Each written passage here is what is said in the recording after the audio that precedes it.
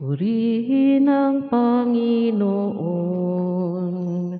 umawit ng kagalakan, at tugtugin ng gitara, at ang kaaya-ayang lira. Ipanin niyo ang trompeta sa ating pagkabagabag. Sa Diyos tayo'y tumawag, sa ating mga kaaway. Tayo ay Kanyang iniligtas. Purihin ang Panginoon, umawit ng kagalakan, at tugtugin ng gitara, at ang kaaya-ayang lira. Ipanin niyo ang trompeta. Sa ngalan ng Ama at ng Anak at ng Espiritu Santo, Amen. sumainyo ang Panginoon. At sumaiyo rin. Mga kapatid, aminin natin ang ating mga kasalanan upang tayo maging marapat gumanap sa banal na pagdiriwang na ito. Panginoon, kawaan mo kami. Panginoon, kaawaan mo kami. Kristo, kawaan mo kami. Kristo, kaawaan mo kami. Panginoon, kawaan mo kami. Panginoon, kaawaan mo kami. Manalangin tayo. Ama naming makapangyarihan, ang langit at lupa ay iyong pinamamahalaan. Dinggin mo ang pagluhog ng iyong sambayanan at pagkalooban mo kami ng kapayapaan araw-araw sa pamamagitan ni Jesucristo kasama ng Espiritu Santo magpa sa walang hanggan. Amen. Pakinggan po natin ang pagpapahayag ng salita ng Diyos.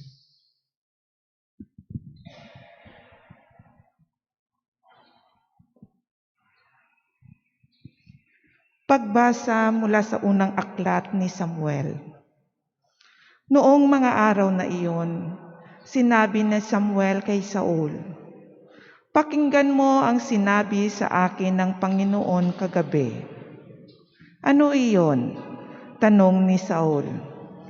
Sinabi ni Samuel, "Noong una, ikaw mismo ang nagpakilalang ikaw ay hamak. Ngayon, ikaw ang pangunahin sa Israel, sapagkat hinirang ka ng Panginoon at pinahiran ng langis upang maging hari. Inutusan kanyang lusubin ang masamang bayan ng Amalek at mahigpit na ipinagbiling puksain ang mga ito. Bakit mo siniway ang utos ng Panginoon? Bakit mo pinag-imbutan ang mga ito? Hindi mo ba alam na ang ginawa mo'y malaking kasalanan sa Panginoon?" Sumagot si Saul, "Sinunod ko ang Panginoon. Pumunta ako sa pinapuntahan niya sa akin. Binihag ko si Agag na hari ng Amalek at nilipol ang mga Amaleksita. Pinili ng mga tao ang pinakamaiinam sa mga tupa at baka at hindi namin pinatay na kasama ng iba. Bagkus ay inuuwi namin sa Gilgal upang ihandog sa Panginoon." Sinabi ni Samuel, "Akala mo ba'y higit na nagugustuhan ng Panginoon ang handog at hain kaysa pagsunod sa Kanya? Ang pagsunod sa Kanya ay higit sa handog, at ang pakikinig ay higit sa haing taba ng tupa. Ang pagsuway sa Kanya ay kasinsama ng pangkukulam, at ang katigasan ng uloy tulad ng pagsamba sa Diyos-Diyusan. Pagkat sinuway mo ang Panginoon, aalisin ka sa pagiging hari ng Kanyang bayan." Ang salita ng Diyos. Salamat sa Diyos. Ang masunurin sa Diyos ay sasagipin niyang lubos. Ang masunurin sa Diyos ay sasagipin niyang lubos. Hindi ako nagagalit dahilan sa inyong handog, ni sa inyong mga haing sa dambanay sinusunog. Bagaman ang mga turoy, hindi ko na kailangan, maging iyang mga kambing at ang inyong mga kawan. Ang masunurin sa Diyos ay sasagipin niyang lubos. Bakit ninyo inuusal yaong aking mga utos? At bakit ang paksa ninyo ay sa tipan na tutungod? Pag kayo ay tinutuwid, agad kayong napupuot at niayaw na tanggapin yaong aking mga utos. Ang masunurin sa Diyos ay sasagipin niyang lubos. Kahit ito ay ginawa, hindi kayo alumana. Kaya naman ang akala, kayo't ako'y magkaisa. Ngunit ngayon, panahon ng kayo'y aking pagwikaan, upang inyong maunawa ang ginawang kamalian. Ang pangaral na nais ko na sa aki ihahain ay handog ng pasasalamat, pagpupuring walang maliw. Akin namang ililigtas ang lahat na masunurin. Ang masunurin sa Diyos ay sasagipin niyang lubos. Alleluia, Alleluia, Alleluia. Buhay ang salita ng Diyos, ganap nitong natatalos, tanang ating niluloob. Alleluia, Alleluia, Alleluia.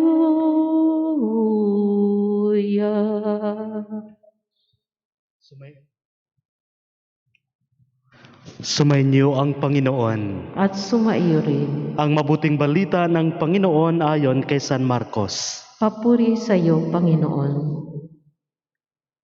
Noong panahong iyon, nag-aayuno ang mga alagad ni Juan Bautista at ang mga Parisiyo.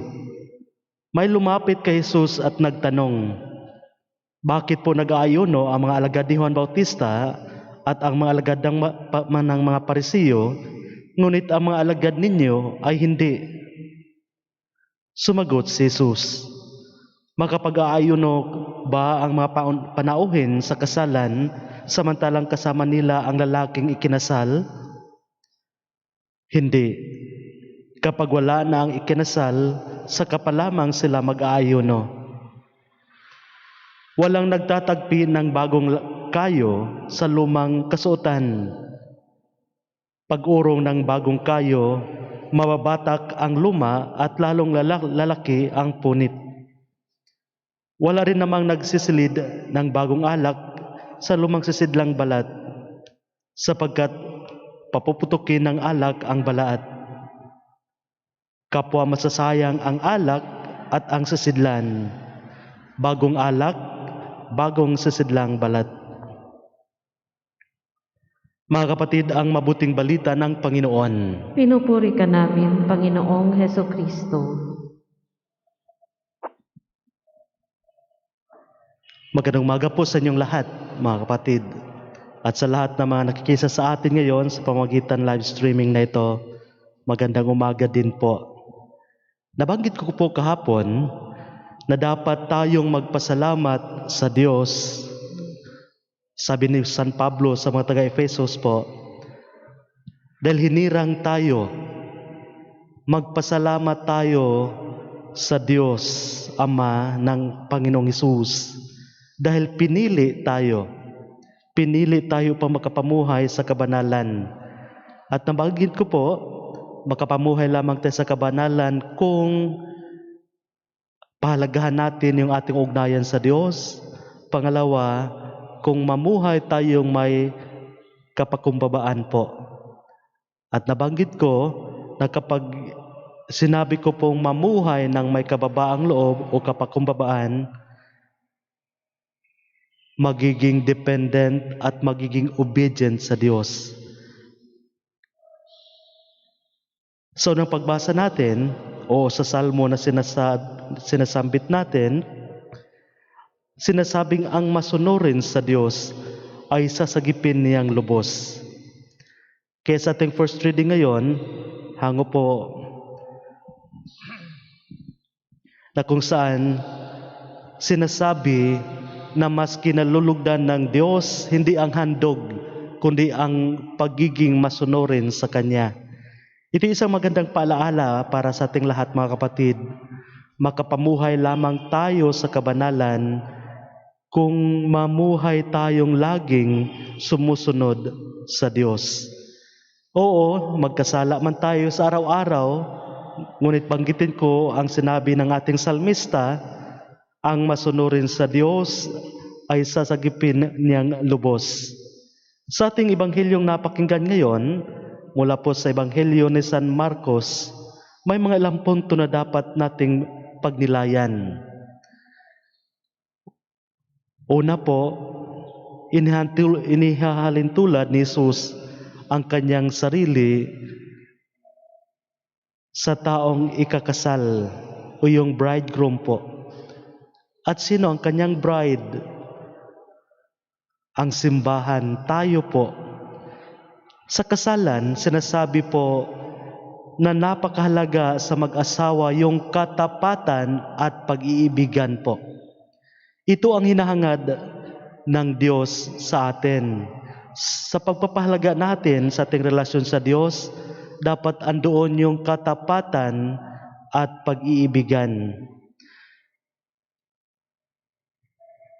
Sa kahuliluhang parte ng ebanghelyo natin ngayon, sinasabi po, bagong alak, bagong sisidlang balat. Inihantulad na naman ni Jesus ang kanyang sarili sa isang alak. At tayo po yung sisidlang balat o yung container ng alak.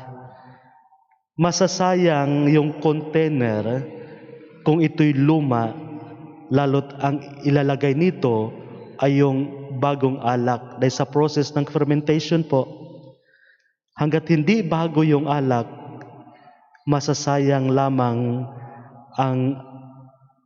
hanggat hindi bago yung sisidlan ng alak, okay? Masasayang lamang yung alak na ilalagay nito. Ano nga bang ibig sabihin nito para sa ating lahat, mga kapatid? Ulitin ko po, ang mamuhay sa kabanalan, pinapahalagahan yung kanyang ugnayan sa Diyos. Pangalawa, ang pagiging masunurin. At ang pangatlo, ang pagiging dependent po sa kapangyarihan at sa providence ng Diyos. Kung tayo yung sisidlang balat at si Kristo ang alak, dapat andyan yung araw-araw na pagpaninibago ng ating sarili. Andyan yung hamon na dapat lagi tayong bago sa harap ng Diyos. When we are dependent sa Diyos, sa kanyang providence, sa kanyang kapangyarihan, kapag na-acknowledge natin ito, sa harapan niya walang-wala tayo. Kaya kapag aaminin natin ito, na sa harapan ng Diyos wala tayo, araw-araw nating nire-renew yung ating commitment sa Kanya. At kapag ginagawa natin ito sa araw-araw, lagi tayong bago sa harapan ng Diyos. Mga kapatid, bagamat mahirap ang hamong ito, pero ito yung paalnyaya ng Diyos sa atin. Ang mamuhay na laging tumutugon sa panyaya ng Diyos. Ang magiging masunurin, ang magiging dependent sa Kanya, at lalo't higit, ang mamuhay ng katapatan at pag-ibig sa Kanya. Pagnilayan po natin.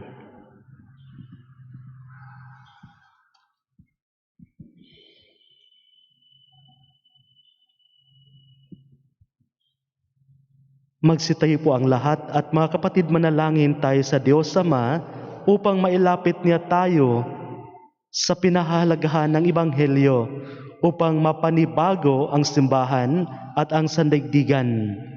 Kaya buong pagtitiwala nating sabihin, Panginoon, dinggin mo ang aming panalangin. Panginoon, dinggin mo ang aming panalangin.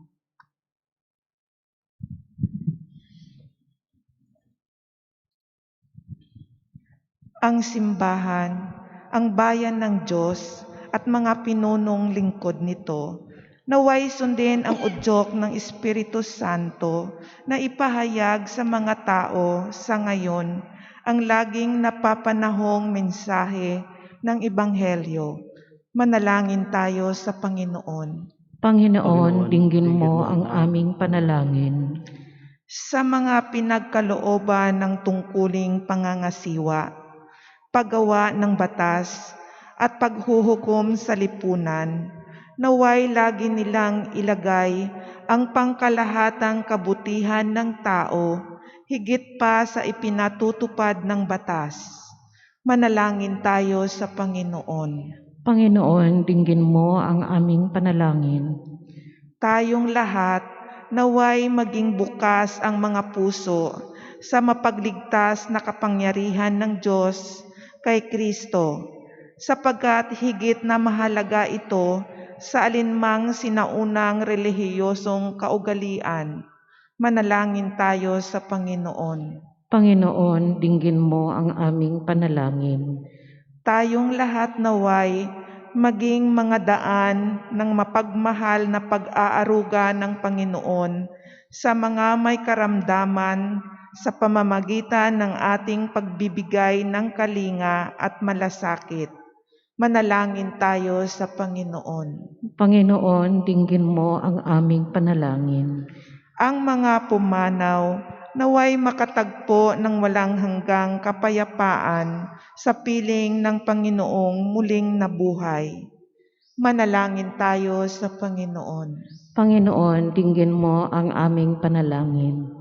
Ama, dinggin mo po ang mga panalangin ng iyong mga anak na umaasa sa iyo.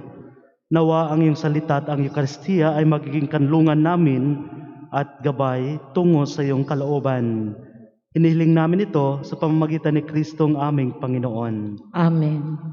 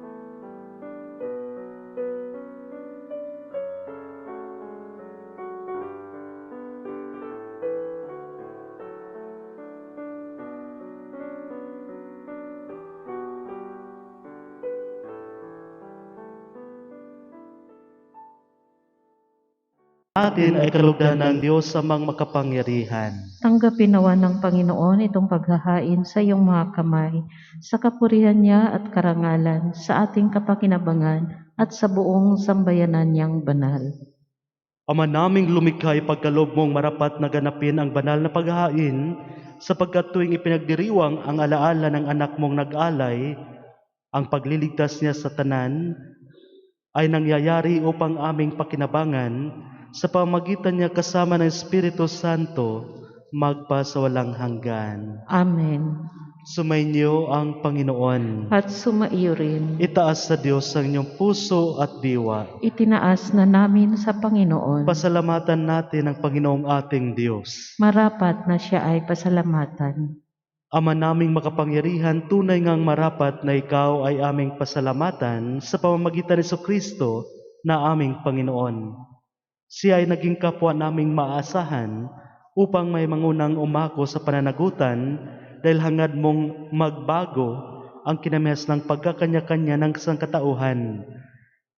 Bunga ng pagtitiis, siya ay nanaig, at ang kamatayan ay kanyang nalupig, kaya't siya ang aming daan para aming masapit ang iyong tapat at maasahang pag-ibig. Kaya kaisa ng mga anghel na nagsisiawit ng papuri sa iyo, nang ulumpay sa kalangitan, kami nagbubunyi sa iyong kadakilaan. Santo, Santo, Santo, Panginoong Diyos na makapangyarihan, napupuno ang langit at lupa ng kadakilaan mo, Hosana sa kaitaasan. Pinagpala ang naparirito sa ngalan ng Panginoon, Hosana sa kaitaasan. Ama naming banal, ikaw ang bukal ng tanang kabanalan. Kaya't sa pamamagitan ng Espiritu, gawin mong banal ang mga kaloob na ito upang para sa amin maging katawan at dugo ng aming Panginoong Jesucristo. Bago niya pinagtiis ang kusang loob na maging handog, hinawakan niyang tinapay, pinasalamatan kaniya, pinaghahati-hati niya iyon, iniabot sa kanyang mga alagad at sinabi, "Tanggapin ninyong lahat ito at kanin ito ang aking katawan na ihahandog para sa inyo."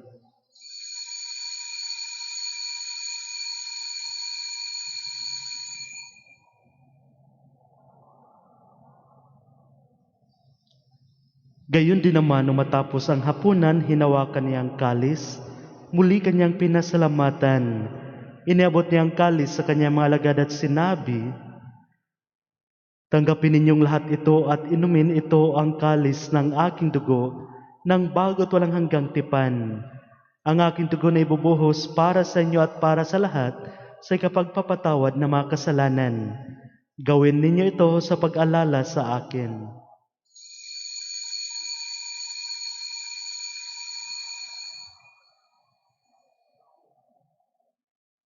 Ipagbunyi natin ang misteryo ng pananampalataya. Si Kristo'y namatay, si Kristo'y nabuhay, si Kristo'y babalik sa wakas ng panahon. Ama, ginagawa namin ngayon ang pag-alala sa pagkamatay at muling pagkabuhay ng iyong anak. Kaya tinialay namin sa iyo ang tinapay na nagbibigay buhay at ang kalis na nagkakaloob ng kaligtasan. Kami ay nagpapasalamat sa iyo dahil kami minarapat na tumayo sa harap mo para maglingkod sa iyo. Isinasamo namin kaming magsasalo-salo sa katawan at dugo ni Kristo ay mabuklod sa pagkakaisa sa pamamagitan ng Espiritu Santo. Ama, lingapin mo ang iyong simbahang laganap sa buong daigdig. Puspusin mo kami sa pag-ibig, kaisa ni Francesco naming Papa at ni Francesco naming Obispo, ni Noli ang katuwang na Obispo, ng Tanang Kaparian, mga reliyoso at lahat ng laiko. Alalahanin mo rin ang mga kapatid naming nahimlay nang may pag-asang sila'y muling mabubuhay, gayon din ang lahat ng mga pumanaw. Kaawaan mo sila at patuloyin sa iyong kaliwanagan. Kaawaan mo at pagindapatin kaming lahat na makasalo sa iyong buhay na walang wakas. Kaisa ng mahal na Birheng Maria na ng Diyos, kaisa ng Jose na kanyang butihing esposo, kaisa ng mga apostol at lahat ng mga banal na namuhay dito sa daigdig ng kalugod-lugod sa iyo. May pagdiwang nawa namin ang pagpupuri sa ikararangal mo sa pamamagitan ng anak na aming Panginoong Jesucristo. Sa pamamagitan ni Kristo, kasama niya at sa Kanya, ang lahat ng parangal at papuri ay sa iyo, Diyos amang makapangyarihan, kasama ng Espiritu Santo, magpa sa walang hanggan. Amen. Amen. Amen.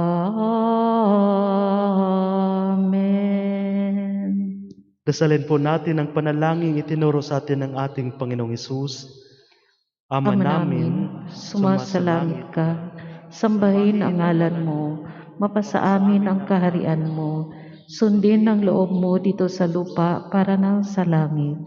Bigyan mo kami ngayon ng aming kakanin sa araw-araw, at patawarin mo kami sa aming mga sala, para ng pagpapatawad namin sa nagkakasala sa amin.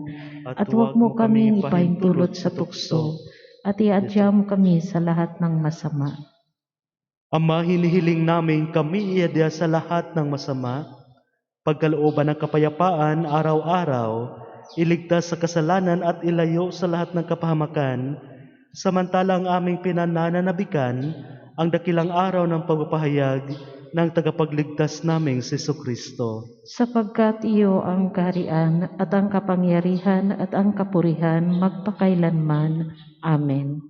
Panginoong Jesucristo, sinabi mo sa iyong mga apostol, kapayapaan ang iniiwan ko sa inyo, ang aking kapayapaan ang ibinibigay ko sa inyo. Panginoon, tunghayan mo po ang aming pananampalataya at huwag ang aming mga pagkakasala. Pagkalooban mo po kami ng kapayapaan at pagkakaisa ayon sa iyong kalooban, kasama ng Espiritu Santo, magpa sa walang hanggan. Amen. Ang kapayapaan ng Panginoon ay laging sumainyo. At sumaiyo rin. Mga kapatid, magbigyan po tayo ng kapayapaan sa bawat isa. Peace po sa lahat. Peace po. Kordero ng Ang Diyos, Diyos na nag-aalis ng mga kasalanan ng sanlibutan, maawa ka sa amin. Kordero ng Diyos na nag-aalis ng mga kasalanan ng sanlibutan, maawa ka sa amin. Kordero ng Diyos na nag-aalis ng mga kasalanan ng sanlibutan, ipagkaloob mo sa amin ang kapayapaan.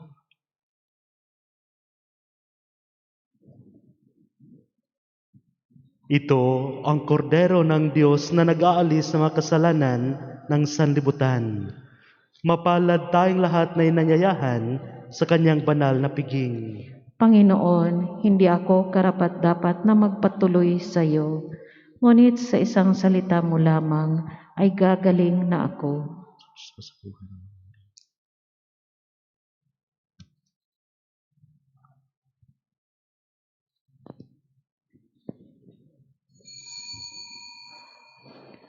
Komunyon Espiritual. O Jesus ko, naniniwala ako na ikaw ay tunay na naririyan sa banal na sakramento. Minamahal kita higit sa lahat at ninanais ko na ikaw ay tanggapin sa aking kaluluwa.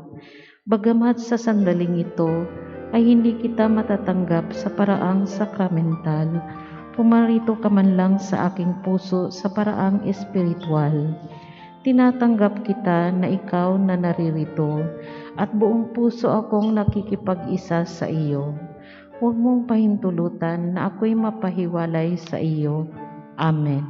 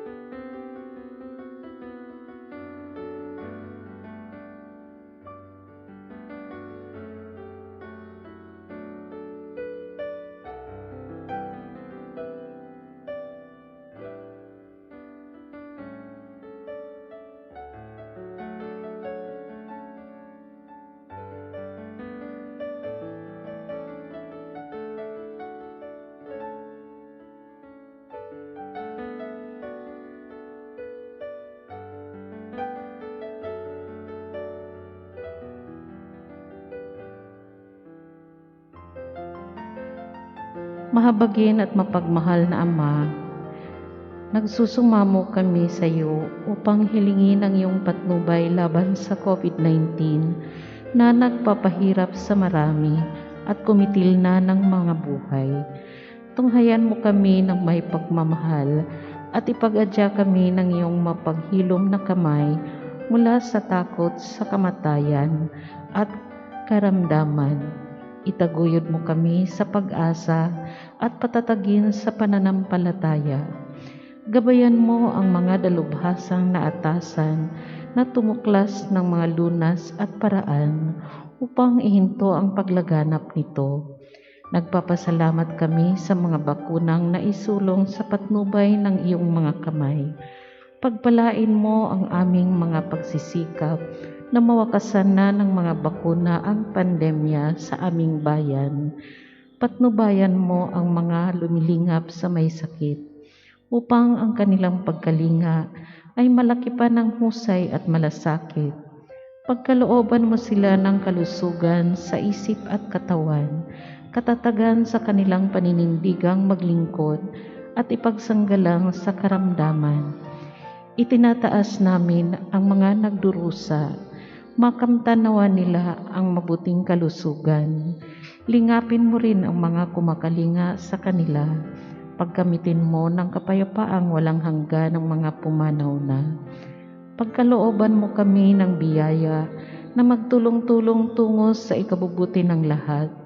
Pukawin sa amin ang pagmamalasakit sa mga nangangailangan, sa pagdamay at malasakit namin sa bawat isa. Malampasan nawa namin ang krisis na ito at lumago sa kabanalan at pagbabalik loob sa iyo. Hinihiling namin ito sa pamamagitan ni Jesucristo na nabubuhay at nahaharing kasama mo at ng Espiritu Santo, iisang Diyos, magpasawalang hanggan. Amen. Dumudulog kami sa iyong patnubay, mahal na Ina ng Diyos. Pakinggan mo ang aming mga kahilingan sa aming pangangailangan at ipag-adya mo kami sa lahat ng kasamaan. Malwalhati at pinagpalang Berhen. Amen. Mahal na Berheng mapagpagaling sa may sakit, panalangin mo kami. San Jose, panalangin mo kami. San Rafael Arcangel, Panalangin mo kami. San Roque, Panalangin mo kami. San Lorenzo Ruiz, Panalangin mo kami. San Pedro Calunsod. Panalangin mo kami. Tumayo po ang lahat. Manalangin tayo. Ama naming mapagmahal, padaluyin mo sa amin ang batis ng Espiritu ng iyong pag-ibig upang kaming pinapagsalo mo sa pagkaing iyong bigay para kami ay pagbuklurin ay magkaisa sa pananalig sa iyo. Sa pamagitan ni Jesucristo kasama ng Espiritu Santo, magpasawalang hanggan. Amen. Sumainyo ang Panginoon At sumaiyo rin. at pagpalain kayo ng makapangyarihang Diyos ang Ama, Anak at Espiritu Santo. Amen. Nahandog na po ang banal na misa, humayo kayong taglay ang kapayapaan ni Kristo. Salamat sa Diyos.